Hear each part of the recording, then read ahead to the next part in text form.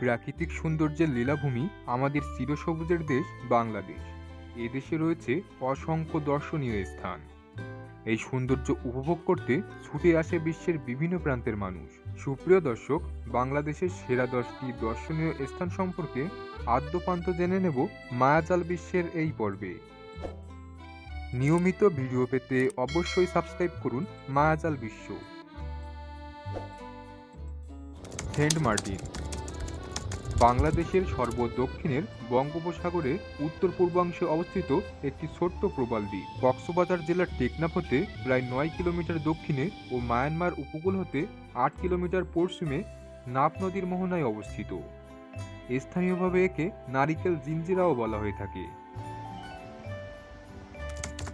কক্সবাজার বাংলাদেশের কক্সবাজার জেলায় অবস্থিত এটি একটি সমুদ্র সৈকত। 150 কিলোমিটার বা 93 মাইল দীর্ঘ এই সৈকত পৃথিবীর দীর্ঘতম প্রাকৃতিক সমুদ্র সৈকত।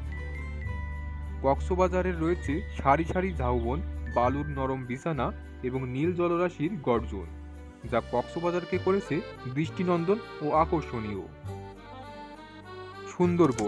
সুন্দরবন হল বঙ্গোপসাগর উপকূলবর্তী অঞ্চলে অবস্থিত একটি প্রশস্ত বনভূমি, যা বিশ্বের প্রাকৃতিক বিস্ময়গুলির অন্যতম।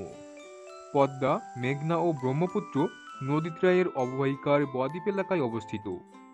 6 ডিসেম্বর 1997 খ্রিস্টাব্দে ইউনেস্কো বিশ্ব ঐতিহ্যবাহী স্থান হিসেবে স্বীকৃতি লাভ করে সুন্দরবন। 10,000 বর্গ কিলোমিটার জুড়ে গড়ে ওঠা সুন্দরবনের 6,517 বর্গ কিলোমিটার রয়েছে বাংলাদেশে এবং বাকি 3,483 বর্গ কিলোমিটার রয়েছে ভারতের মধ্যে। সাজেক ভ্যালি বাংলাদেশের দক্ষিণ পূর্বের জেলা রাঙামাটির বাঘাইছড়ি উপজেলার সাজেক ইউনিয়নের অন্তর্গত একটি বিখ্যাত পর্যটন স্থল। মিজোরাম সীমান্তের কাছেই সাজেক ভ্যালি অবস্থিত। সকাল বিকাল এখানে প্রকৃতি তার রং বদলায়। চারপাশে সমুদ্রের ঢেউয়ের মতো বিস্তীর্ণ পাহাড় সারি আর তুলোর মতো মেঘ, এরই মধ্যে মাথা উঁচু করে দাঁড়িয়ে রয়েছে নৈসর্গিক সাজেক ভ্যালি। টাঙ্গুয়ার হাওর বাংলাদেশের বৃহত্তম জলমহলগুলোর অন্যতম।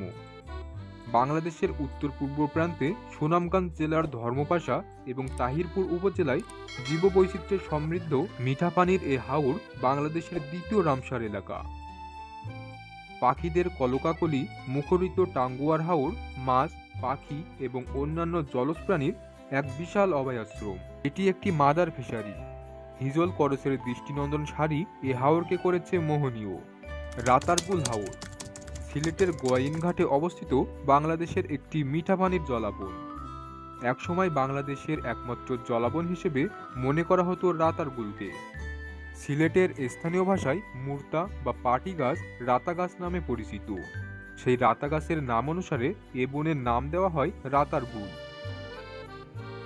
নাফাকুম বান্দরবান জেলার থানচি উপজেলার রেমাকিরি ইউনিয়নে এই জলপ্রপাতটি অবস্থিত।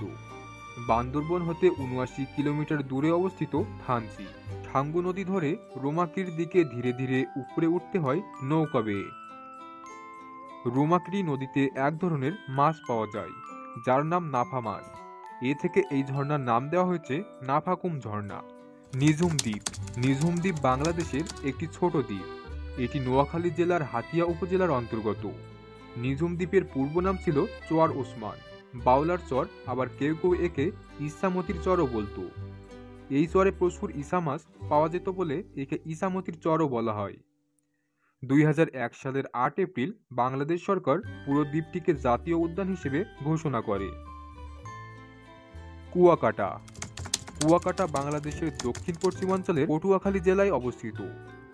কুয়াকাটা সমুদ্র সৈকত, যা পর্যটকদের কাছে সাগরকন্যা হিসেবে পরিচিত। এটি বাংলাদেশের একমাত্র সৈকত যেখান থেকে সূর্যোদয় এবং সূর্যাস্ত দুটোই দেখা যায়। বঙ্গবন্ধু শেখ মুজিব সাফারি পার্ক বা সংক্ষেপে বঙ্গবন্ধু সাফারি পার্ক বাংলাদেশের গাজীপুর জেলাতে অবস্থিত। বাংলাদেশের সবথেকে বড় এবং সুন্দর পার্ক হচ্ছে এটি। এই পার্কে বিভিন্ন প্রজাতির পশু পাখি রয়েছে। বঙ্গবন্ধু সাফারি পার্ক তৈরি করা হয়েছে থাইল্যান্ডের সাফারি পার্ক অনুসরণ করে। সুপ্রিয় দর্শক, আর দেরি না করে আপনার পছন্দের দর্শনীয় স্থান ভ্রমণের উদ্দেশ্যে বেরিয়ে পড়ুন প্রিয়জনকে সাথে নিয়ে। আপনার ভ্রমণ সুন্দর হোক।